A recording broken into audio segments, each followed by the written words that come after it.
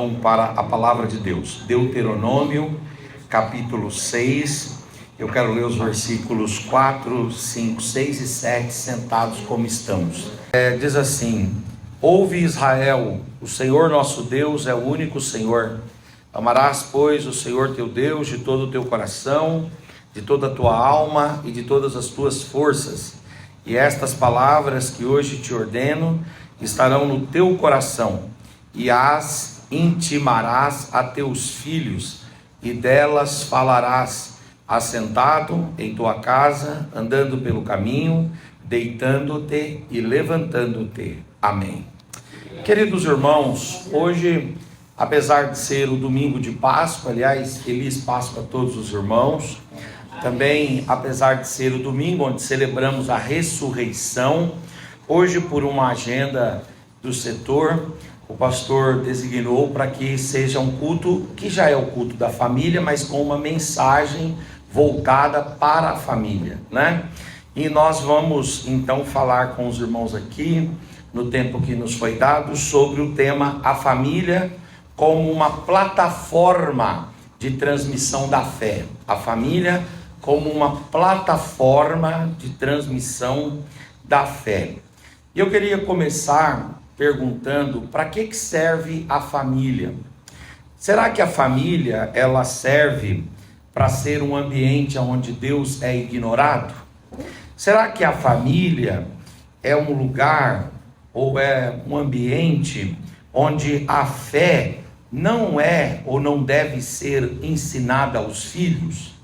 Será que a família existe apenas para suprir as necessidades materiais, financeiras e não as necessidades espirituais?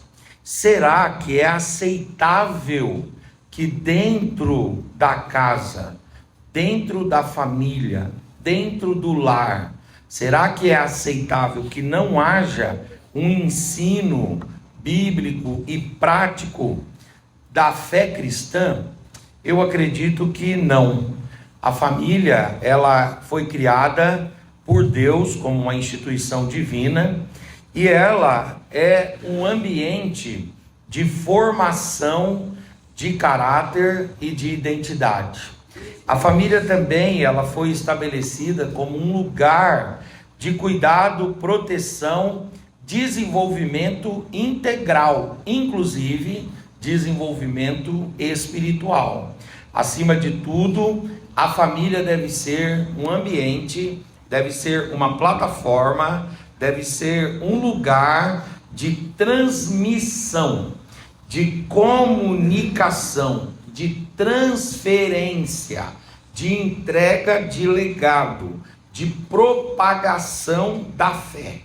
Na família, nós acabamos transmitindo coisas, mesmo involuntariamente e inconscientemente, mas nós acabamos transmitindo coisas, e nós recebemos coisas que as nossas famílias nos transmitiram, nos legaram, nos traduziram, nos entregaram como tradição familiar.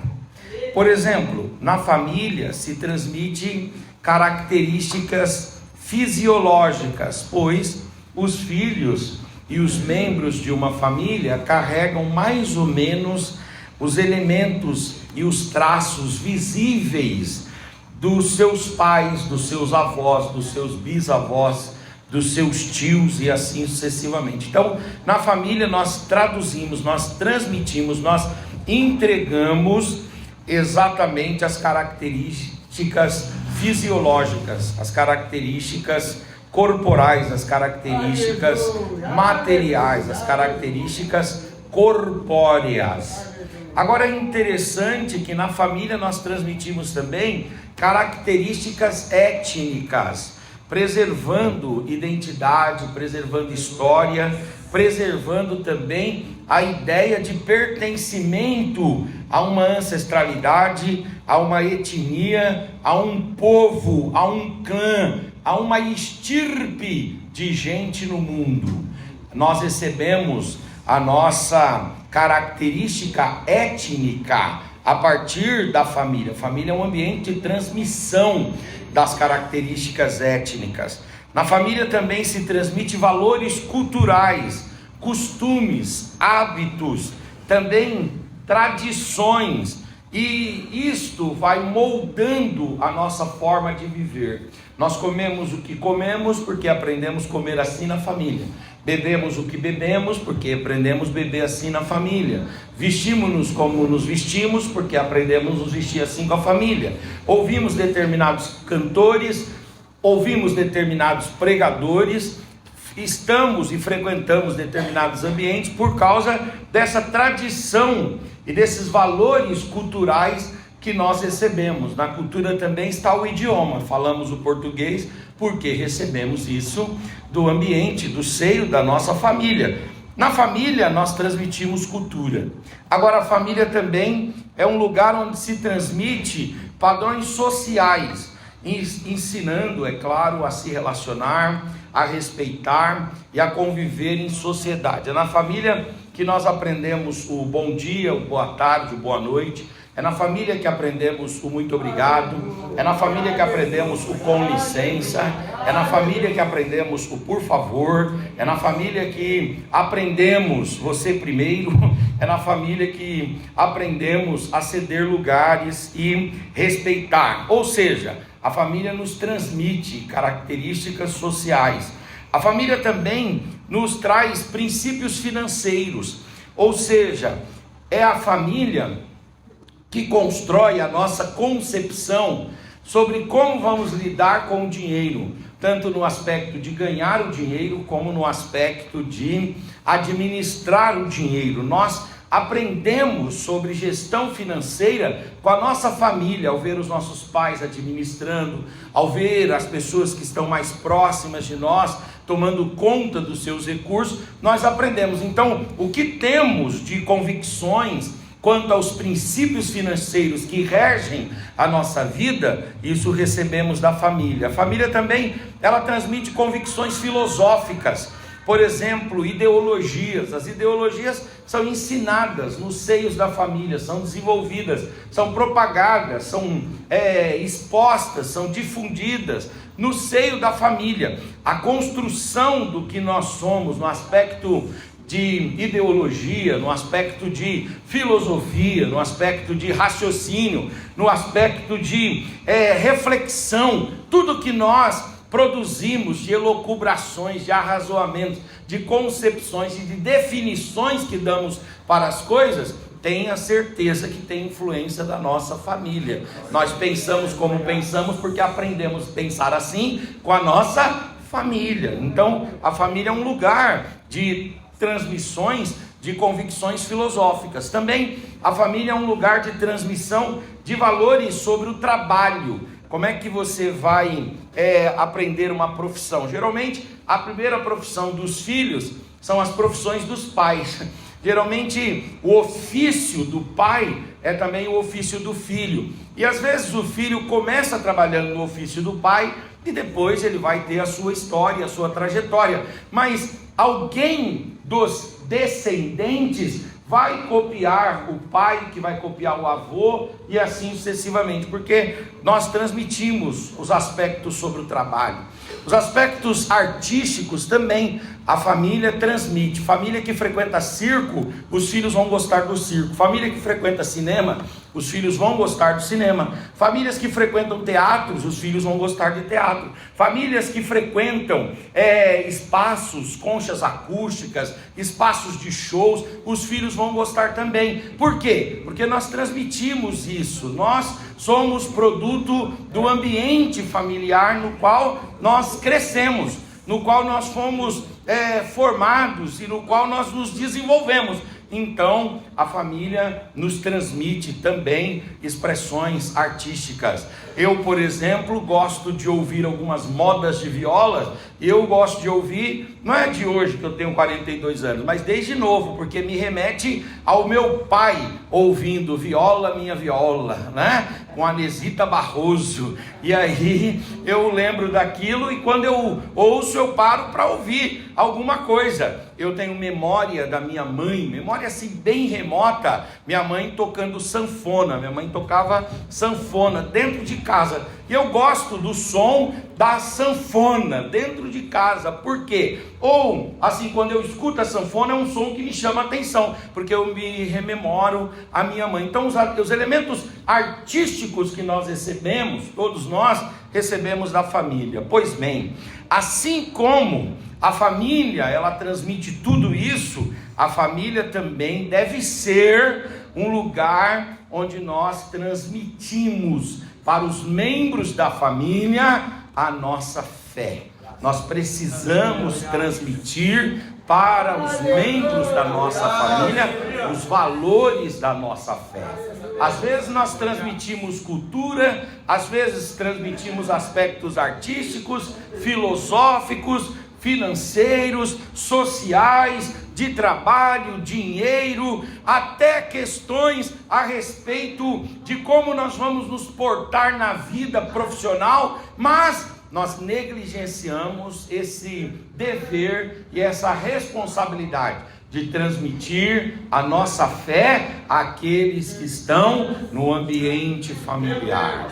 Deus hoje deseja falar conosco que nós precisamos utilizar a nossa família como uma plataforma de transmissão da fé, de transmissão dos valores espirituais. Queridos irmãos, a Bíblia, ela fala que a família, ela é um ambiente de transmissão, e a Bíblia, ela manda que nesse ambiente familiar a fé seja transmitida. Por exemplo, em Provérbios 22:6 diz assim: instrui o menino no caminho que ele deve andar, até quando ele envelhecer, ele não se desviará dele. Veja essa determinação: instrua. Não deixa a pessoa sem instrução, não deixa ela sem compreensão, não deixa sem o entendimento da palavra, não deixe-a perdida quanto aos valores que são pertencentes, atinentes à fé. Instrui o menino, fala com ele, conversa com ele. Instruir, irmãos, é mais do que pregar. Instruir é ensinar, e ensinar é exemplificar, ensinar é viver, ensinar é você formar um conhecimento no outro, e isso dá trabalho, mas esse é o desafio que Deus nos chama, todos nós aqui, a termos e a enfrentarmos na nossa família. Eu gosto muito do Salmo 78, vejam os irmãos o que diz o Salmo 78, os versos 5, 6 e 7, porque estabeleceu Deus um testemunho em Jacó, e pôs Deus uma ordem ou uma lei em Israel, e ordenou Deus que, Deus ordenou, veja que a palavra que está aí, está escrito ordenar. Ordenar é o que, irmãos? É dar uma ordem, é impor, é exigir, não é isso? É reivindicar. Deus ordenou o quê? Que os pais notifiquem aos seus filhos. O que os pais devem fazer os filhos conhecer? O que os pais devem notificar aos filhos? Aí diz, os filhos devem saber, para toda geração vindoura saiba, os filhos que nascessem e se levantassem, e os pais contassem aos seus filhos, para que se pusessem em Deus a sua esperança, e não se esquecessem das obras de Deus, mas guardassem os seus mandamentos. Então vejam que é ordem de Deus, que os pais ensinem os filhos, ensinem as gerações vindouras o que? Primeiro, que os filhos devem colocar em Deus a esperança. Segundo, que os filhos, eles devem obedecer às obras do Senhor e guardar os mandamentos do Senhor. Então veja que aqui nós estamos falando a respeito dessa responsabilidade que todos nós temos de, no seio da nossa família, divulgarmos, difundirmos, espalharmos, comunicarmos a nossa fé. Josué 24:15, que é o tema de hoje, diz assim: porém, se vos parece mal aos vossos olhos, servir ao único e verdadeiro Deus, escolhei hoje a quem sirvais, se os deuses a quem serviram os seus pais, que estavam da além do rio, ou os deuses dos amorreus, em cuja terra vocês estão habitando hoje. Aí Josué fala, mas eu e a minha família, nós tomamos uma decisão. E qual foi a decisão? Eu e minha casa, nós serviremos ao Senhor. O Senhor vai ser cantado aqui, o Senhor vai ser reconhecido aqui, o Senhor vai ser amado aqui, os mandamentos do Senhor vão ser cumpridos aqui, o Senhor vai ser temido aqui, o Senhor vai ser respeitado aqui, o Senhor vai ser aclamado aqui. Nós só daremos glória ao único e verdadeiro Deus, somente a Deus.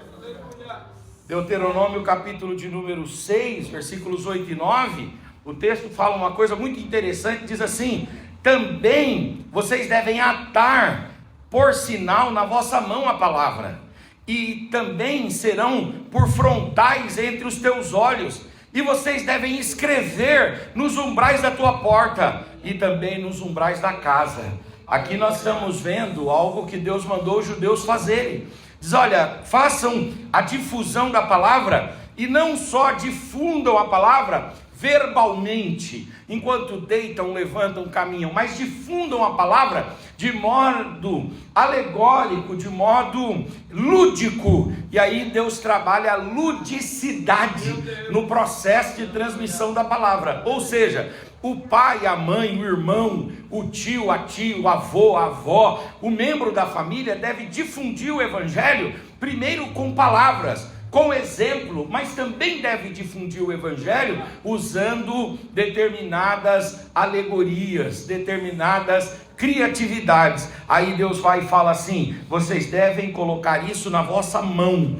E sabe o que os judeus criaram para colocar na mão? Os filactérios. Já ouviram falar dos filactérios? O que são os filactérios? Os filactérios eram uma espécie de caixinha de couro onde tinha porções da Bíblia, como se fosse uma caixinha de promessa, e aquilo amarrava na mão, e ele andava com aquele negócio como se fosse um relógio, mas amarrado aqui na mão, segurando o couro assim, e ele andava com aquela caixinha para cima e para baixo. Quando o filho via, quando o parente via, ele dizia: o que tem aí? Aí ele dizia assim: você quer que eu tire uma palavra para você? Quer? Aí ele abria o filactério e tirava uma porção da palavra de Deus.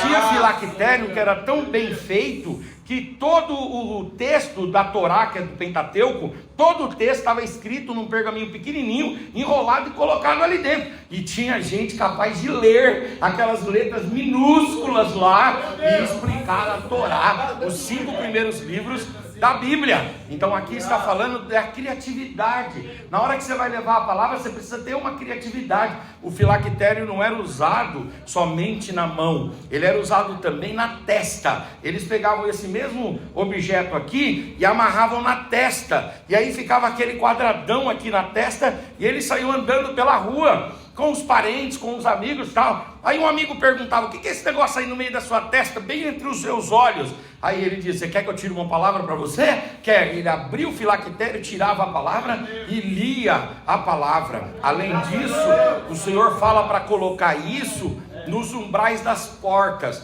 Os judeus criaram um negócio chamado mezuzá. O que era mezuzá? Mezuzá é uma espécie de cano, assim como se fosse esse cano aqui, cortado aqui, que ele tinha um negócio para prender, aí prendiam no umbral da porta, que era no batente da porta. E aí quando entravam, olhavam para aquele cano, e o que tinha dentro daquele cano? Tinha um texto sagrado enrolado ali dentro. Então quando o indivíduo entrava, ele podia abrir o texto, abrir aquele caninho e tirar dali a palavra e ler uma palavra. Quando ele saía, ele podia abrir de novo e ler outra palavra. Ainda hoje, se você quiser comprar tanto um filactério quanto uma mezuzá, você pode comprar. Mas o que o texto quer dizer é que Deus exige que nós utilizemos a nossa família como uma plataforma de difusão da nossa fé.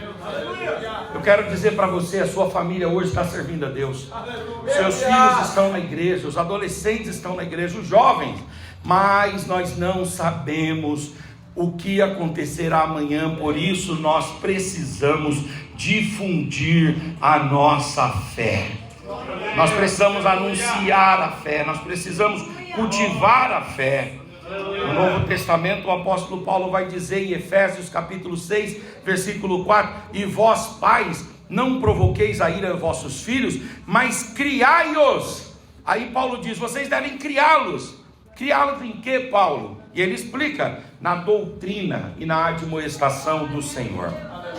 E quando Paulo vai falar com Timóteo, em 2 Timóteo capítulo 3, ele vai dizer: tu, porém, permanece naquilo que aprendeste e de que fostes inteirado. E aí Paulo vai dizer: aquilo que você aprendeu desde a sua meninice. É claro que a gente fala assim, cheio de orgulho, né? Paulo discipulou Timóteo, mas Paulo não reconhecia que os valores de Timóteo tinham sido incutidos em Timóteo por causa de Paulo e do discipulado de Paulo. Paulo diz aqui: você permaneça naquilo que você aprendeu, rapaz. E você permaneça naquilo que você aprendeu, não comigo, não com a igreja da galáxia, porque a fé não começa no mentor, e não começa no discipulador, e nem na igreja. A fé começa em casa. Você mantém aquilo que você aprendeu dentro da sua casa, porque você sabe desde criança. Paulo não teve contato com Timóteo desde criança. Paulo já pegou o Timóteo formado, ele já era um jovem. Paulo discipulou, Paulo formou ele em muitos aspectos, sim, mas quando Paulo vai falar dos seus valores, ele diz assim: permanece naquilo que você tem sido inteirado desde a sua mocidade.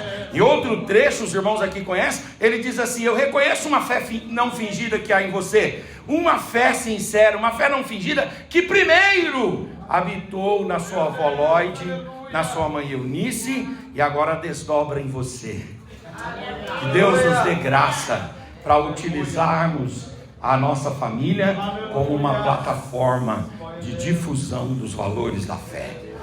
Eu e a Mônica, nós temos uma pessoa da nossa família que está longe agora, e nós ficamos abismados com o fato de que depois que ela saiu de perto da família, como ela não vai na igreja, como ela não procura a Deus. Como a gente vai vendo as fotos e vai ficando assim, estarrecido, porque é como se, enquanto esteve ainda perto da família, tinha tido algum tipo de temor, mas depois saiu de vez. E eu vejo, e nós consideramos assim, que isso é negligência. Os pais, quando negligenciam, os efeitos estarão nos filhos, invariavelmente. Nós temos uma outra sobrinha que ela entrou agora para o candomblismo. Ela saiu da igreja evangélica e foi para o candomblé. E agora ela está lá no candomblé, foi consagrada lá no candomblé. Veja só, queridos irmãos, quer dizer, ela estava cantando entre os jovens e está lá agora. Por quê? Porque você precisa cuidar da fé, você precisa difundir. Nós também olhamos para a forma como a mãe criou, a forma como a mãe conduziu, sobretudo nos últimos anos, bem distante, sem essa presença, sem essa palavra. A mãe acabou, por algumas circunstâncias, se afastando um pouco da filha, e a filha entregue a si mesma, foi conhecendo outras pessoas e outras expressões religiosas, e agora está longe do evangelho. Não duvide, eu tive a oportunidade, agora o senhor sabe que eu sou um pregador internacional, eu não sei nem se vocês vão ter dinheiro aí para pagar meu cachê hoje, né? Mas é o seguinte, os irmãos sabem, eu tive pregando agora lá em Portugal. Olha, eu falei que é internacional, eu me orgulhei, você viu? Você vê, o orgulho precede a queda mesmo. Foi você, né, mano? Eu não vou deixar ele contar as experiências, né? Muito bem, estou terminando já. Então, vejam só, eu estive lá agora em Portugal e eu fiquei admirado. Por quê? Porque você vê, tanto em Portugal, na Espanha também, uma Europa chamada de Europa pós-cristã, onde tem templos que eram evangélicos, outrora ambientes de muito fervor espiritual, mas que não cuidaram da transmissão da fé para as novas gerações, e surgiu lá uma geração que não conhece a Deus. Eu tenho alunos lá na Alemanha, e de vez em quando essa aluna, que é a pastora Vera, ela manda fotos para mim, ela faz uns vídeos lá, E ela disse assim: olha, pastor, isso aqui era uma igreja e hoje é um pub, um bar. E você diz assim: como é que uma igreja, que foi um ambiente da unção de Deus, do poder de Deus, onde os irmãos oraram, hoje virou patrimônio histórico tombado, então não pode mexer no prédio, tem toda a roupagem, toda a arquitetura de uma capela, mas dentro é um espaço de bar, de bebida, de todo tipo de coisa. Os irmãos sabem que nós temos aqui no nosso setor o pastor Reinaldo, e o pastor Reinaldo, ele trabalha na Sat7, e a Sat7 é uma televisão para o mundo árabe, e aonde a Sat7 mais age, é exatamente aonde tem hoje a menor incidência de cristãos, mas é exatamente no lugar da Ásia Menor, aonde local para o qual só João escreveu as cartas. Era um lugar extremamente cristianizado, extremamente tomado pela fé cristã, mas os anos mataram a fé cristã.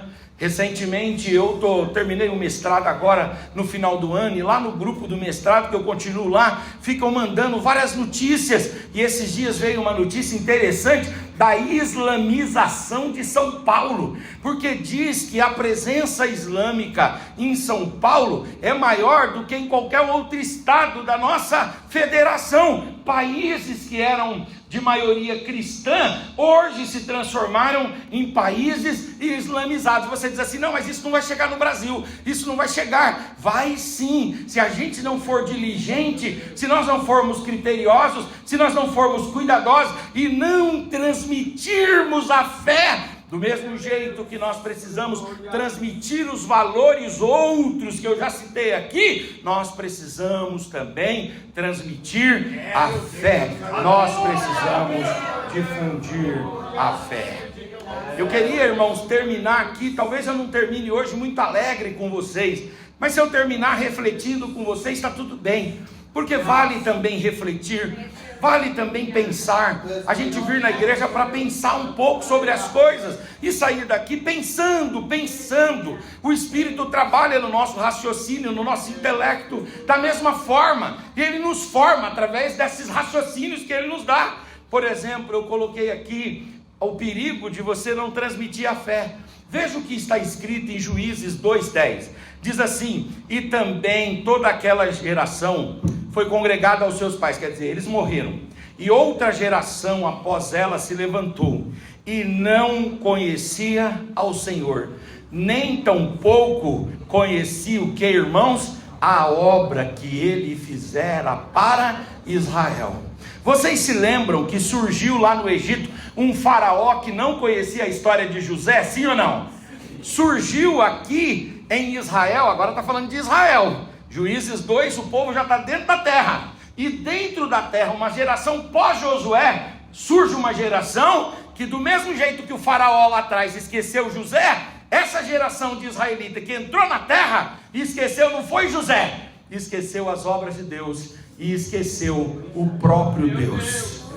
Não duvide, se aconteceu com Israel, nós não somos melhores do que Israel. Se aconteceu no passado, pode acontecer com nós hoje também. Olha o que diz 1 Samuel capítulo 2, versículo 12. Eram, porém, os filhos de Eli, filhos de Belial. E veja o finalzinho do texto ali, podemos ler no 3, 1, 2, 3. E não conheciam o Senhor. Eles não conheciam a Deus. Quer dizer, a gente às vezes fala assim: não, mas é impossível acabar com o Evangelho, é impossível acabar com a pregação do Evangelho. Mas se você não usar a sua família como uma plataforma de difusão do Evangelho, do mesmo jeito que houve um faraó que não conheceu José, do mesmo jeito que Israel, quando entrou na terra, não conheceu a Deus, e que os filhos de Eli não conheciam o Senhor, é possível também que na sua linhagem, na sua descendência, alguém não conheça a Deus ou ignore a Deus. A negligência desse mandamento de difundir a fé revela um perigo terrível, Quando a palavra não está na mente, as decisões são corrompidas. Quando a palavra não está nas mãos, as ações se desviam. Quando a palavra não está na casa, o lar perde a direção espiritual. Quando a palavra não está presente no cotidiano, a fé vai se tornando apenas uma ideia distante e, ao longo dos anos, uma ideia irrelevante. Mas, queridos irmãos, Deus está fazendo um chamado para todos nós aqui. E o chamado de Deus é: usemos a nossa família para transmitir a nossa fé.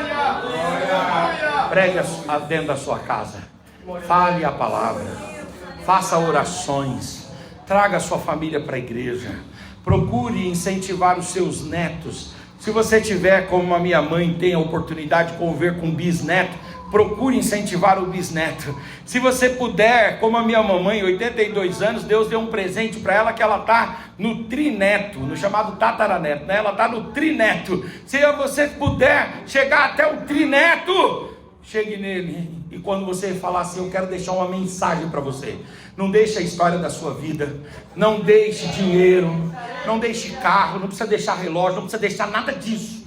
Deixe a coisa mais importante: deixe o conhecimento de Deus. Diga ao Deus dos céus, ao Deus dos céus, que você não pode deixar de conhecer.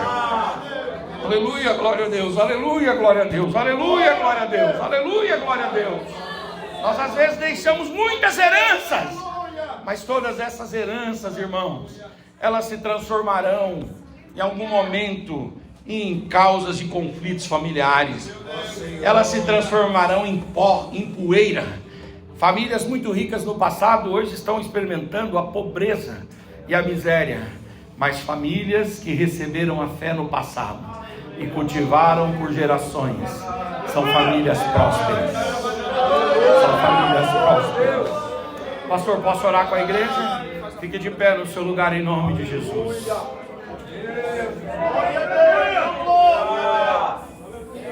Oh glória, oh glória, oh glória. Talvez você veja aqui esta noite e você tenha escutado tanta coisa boa da parte de Deus, mas você ainda não decidiu se aceitar Jesus como seu único e suficiente Salvador e receber essa fé maravilhosa, que é a fé em Jesus, que é a fé na palavra, que é a fé na Trindade, que é essa experiência salvífica. Talvez você não recebeu isso ainda, mas você quer hoje receber. Dê um sinal com a sua mão, nós queremos orar por você. Você moço, você moça, talvez você esteve longe do Senhor, mas você tem sido conduzido e provocado pelo Espírito Santo para você tomar uma decisão na sua vida de voltar para o Senhor. Dê um sinal com a sua mão, nós queremos orar por você. Tem alguém hoje que quer voltar para Jesus? Quer aceitar Jesus? Vê se do seu lado tem alguém aí, faz o apelo para ele. Ajude na transmissão da palavra, ajude na divulgação do Evangelho, ajude, diga para ele: receba Jesus, e você vai ver que a sua vida vai mudar, a sua eternidade vai estar definida em Cristo Jesus. Não tem? Que Deus te abençoe. Você pode pegar na mão dessa pessoa bonita e olhar no olho dela? Você pode olhar uma pessoa bem bonita aí do seu lado? Dizem que tem 3 classes de pessoas que não olham uma no olho da outra, né? Os falsos que devem e os que vão pedir dinheiro emprestado. Você não é falso, não deve, não vai pedir dinheiro emprestado. Então olha para esse irmão aí, em nome de Jesus. Olha no olho dele. Você consegue olhar no olho da pessoa? A gente não se olha mais, vamos olhar. Diga para ele: Deus está te chamando para uma responsabilidade. Diga: você tem experimentado o Evangelho. Transmite esse Evangelho que você tem experimentado. Transmite começando da tua casa. Deus tem uma obra com a sua família. Deus tem uma obra com a sua família. Deus tem uma obra com a tua família. Aquele que está longe, o Senhor vai fazer uma obra e vai trazer para perto. Aquele que está distante, nós temos que continuar orando, porque Deus vai tocar e Deus vai fazer o que nós não podemos fazer. Pai, nós em nome de Jesus queremos te louvar, te agradecer por esta noite tão agradável, onde ouvimos, ó Deus, a tua palavra, adoramos o teu nome e fomos renovados pelo Senhor. Agora o Senhor falou conosco a respeito da necessidade de transmitirmos, ó Deus, a tua palavra, a começar dentro da nossa casa. Nos ajuda, Senhor, nos cria, ó Deus, um ambiente, nos cria uma oportunidade, nos dê a palavra certa, coloca a palavra na nossa boca, cria a situação certa para que falemos a tua palavra. E quando falarmos a tua palavra, prepare os corações, Senhor, daqueles que estão em casa, daqueles que pertencem à nossa família. Prepare os corações para receber a tua palavra. Ó meu Deus, cuida do teu povo, cuida da nossa família, cuida dos nossos entes queridos.